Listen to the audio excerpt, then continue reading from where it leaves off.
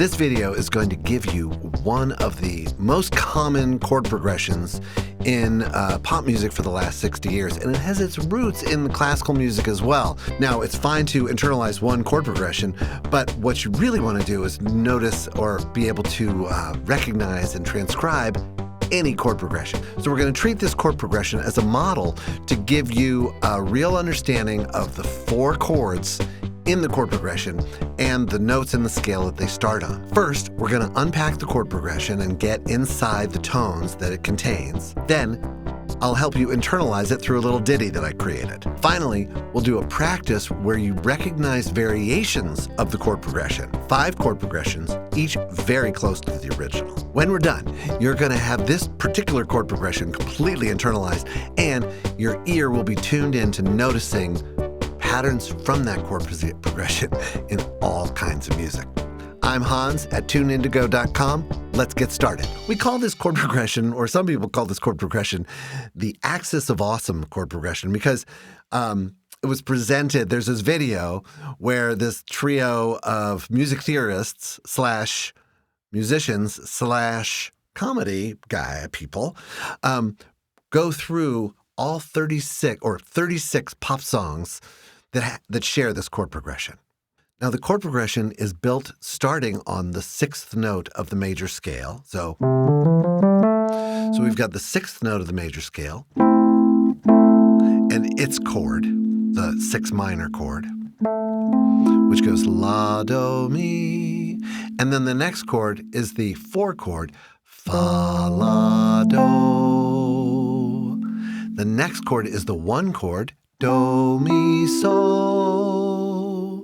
And then the final chord is So, Ti, Re, the 5 chord. Now that delivers us back to the 6th chord in what we call a deceptive resolution. So we get to repeat that over and over again if we choose to. Of course, you can also just do it one time as part of an original composition, and a lot of classical musicians did that. One really cool thing is that you can take this chord progression, starting on the 6, to the 4, to the 1, to the 5, and you can do the same order, but if you start on the 1 chord, you get a different sound, but it still retains its sort of secret DNA code that makes it what it is. So you got the minor version and you got the major version. There are several approaches that I like to teach that help you, that work together to recognize chords. First is tracking along with the bass movement and identifying the chord based on what's in the bass. The next is to pay attention to the top notes or the soprano voice and identifying the chords based on how they sound within a chord, whether they're the root, the 3rd, the 5th, or the 7th, or even the sharp 11th. And then finally, the third approach is to carry your voice through what I call tracings or clue tones to make a guide tone line. We're going to dip into that a little bit today. But we're going to focus on that first one, tracking the bass movement, remembering that chords, whether they're major or minor, they're built from within a scale, and if you can identify the notes in the chord, especially the bass notes, you're going to be a long way to recognizing the chord and identifying it. Remembering that we're focusing on the bass, let's uncover the way the bass line would sound for this chord progression. It goes La, Fa, Do, So. So that's a little thing you can internalize. Now, we can also think, as you practice internalizing chord progressions, we can take that La, Fa, Do, So, and add the 3rd. So we've got the roots in the bass, and now we've got root 3rd, and that would sound like this. La, Do, Fa, La, Do, Mi, So, Ti. And you probably have gotten to the next step. We can also internalize, right? This is something you do actively. You can do it wherever you're going. Thinking of this as a melody, you can think of it like this. Root 3rd, 5th. La, Do, Mi, Fa, La, Do, do, mi, so, ti, re. So you've got the roots you can track with. You got the roots in the thirds. You got the root third fifth. Great. All singing in solfège. So each time you do that, it cultures your ear and your mind to recognize notes in the scale. Then we could have a little bit of that second method, recognizing the top tones. Notice if I play mi in the top of a 1 chord, that mi has a certain quality. But if I put it in as the 5th of the 6th chord, even that note has a slightly different flavor. Here's this note as the 3rd, and this note as the 5th of a minor triad. And of course, mi is also the root of a triad. It's not in this chord progression, but it's the root of a minor triad. Of course, mi is also the root of a minor triad, but it's not in this chord progression, so we're not going to worry about that one too much. So that's how to notice that the top tones kind of change their flavor, their color, depending on what's going on the bottom. Finally, a very useful technique is to improvise or to sing a guide tone line. And the way a guide tone line works is you start on some note in the scale that belongs to the first chord. So let's say in our chord progression, let's say we started on do. So we're going to sing do. And now I'm going to create or allow my ear to find the next note in the line when the chord changes. So do. Now when it goes to the 4 chord, do, I hear the do in there, so I'm going to keep it there. Do. And now there's still do in the 1 chord. Do, ti. So a guide tone line for this chord progression, starting on do, do, do, do, ti. So you can use your guide tone skills or your clue tone skills to help get your ear into a texture. Both of those things, the top tone roll in a chord, 3rd, root, 5th, and the guide tone, clue tone approach are really helpful when the bass is not the root. In other words, when the chords are not in root position. But in this chord progression today, everything's in root position, and so we're listening just for the bass. Though you can use the patterns I'm showing you to internalize it more deeply so that you can later on start to attack chords in different inversions and bigger chords. So I made a little ditty for you. It goes through the minor version of the chord progression twice and the major version twice within each cycle. It cycles through, and we're going to add the bass movement, just like I showed you, which is all the roots. Then we're going to add the root 3rd, so you can hear that in real time, and then root 3rd 5. These arpeggios. Plus, on the backbeats, we've got the little guide tone lines. The first one starts on do. The second one starts on mi. And the third one starts on la. And I've pushed those to the end of the rhythmic cycle, the measures, so that they're kind of in the background. So you're going to focus mostly, if you're new to this, on the bass, then the root in the 3rd, then the root 3rd, 5th. If you can sing all those, that's great. And you can take this away with you, sing this as you go. And before you know it, you're going to be able to imagine new chord progressions. And this ditty has one verse of actual lyrics to make it more like a song, more like an actual piece of music. And I hope that the lyrics will help you to understand the things that I've just said already, but from a musical perspective, from within a piece of music.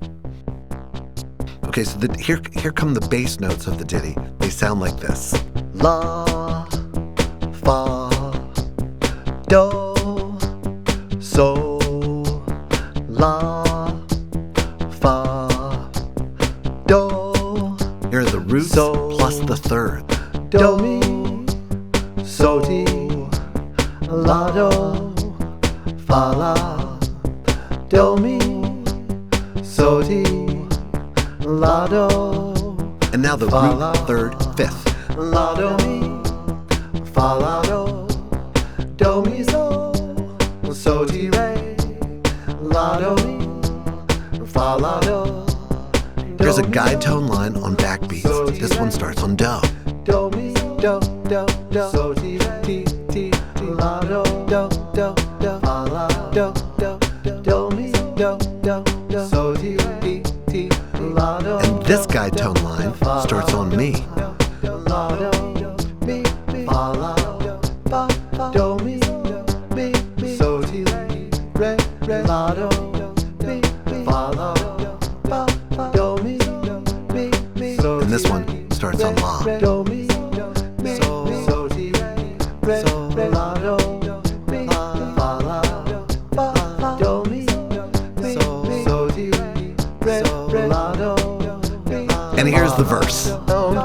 Listen to the tones at the bottom of the sound.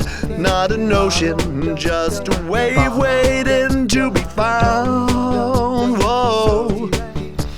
Listen to the top tones and how they color shift from below. Listen to your feelings changing round and round and round and round.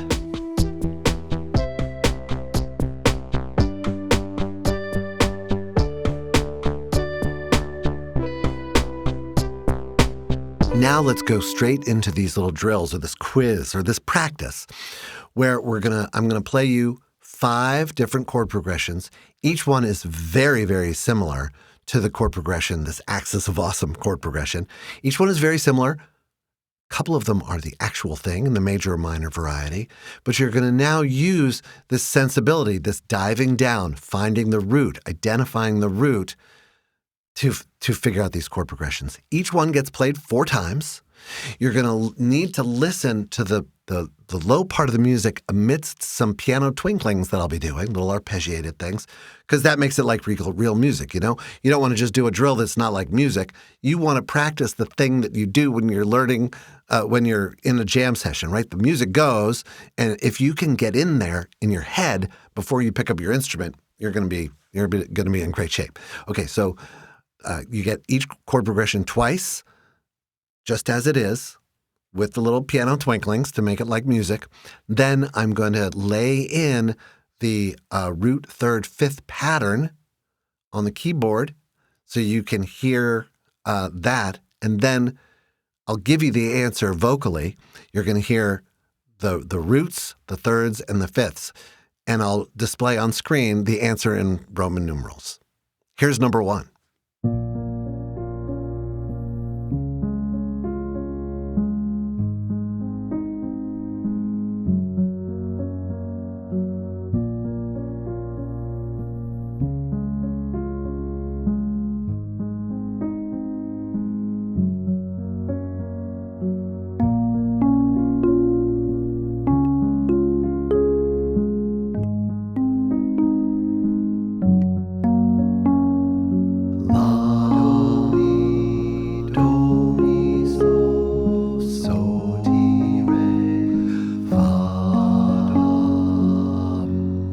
And here's number 2.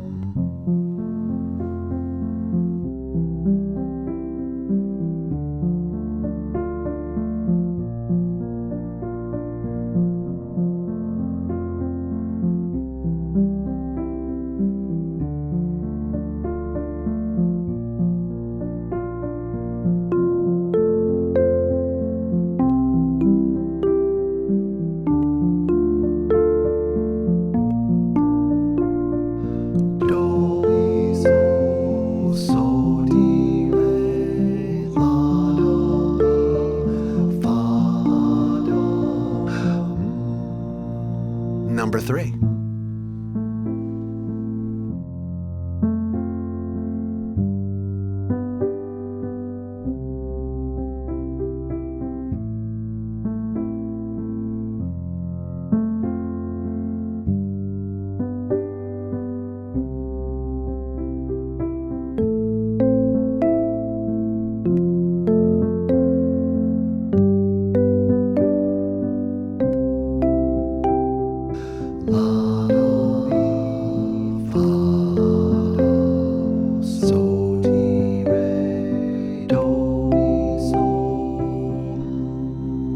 number 4.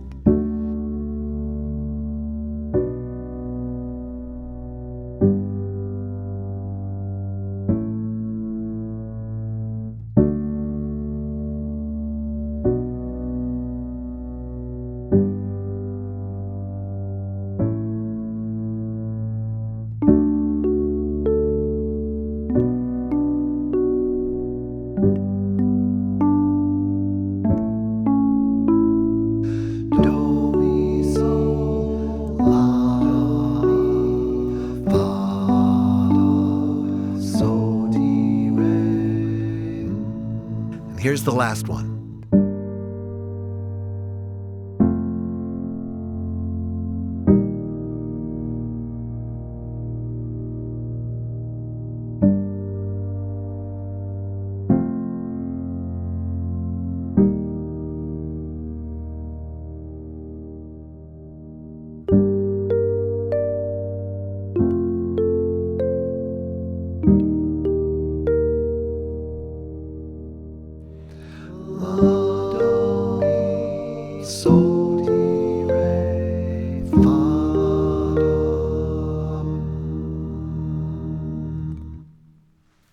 I hope you found this helpful. How did you do? Did you get all 4?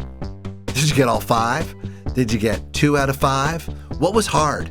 Was it hard to learn or to pick something up as the music goes in real time? Did you stop the video and try to hold on to it? That would be very interesting for me to know if you're using this video like that. If you want to keep practicing, either just by practicing the patterns or practicing listening to the drills I gave you, you can click the link in the description. TuneIndigoLearning.com has a resource tab where there's tons of stuff that you can just download and use.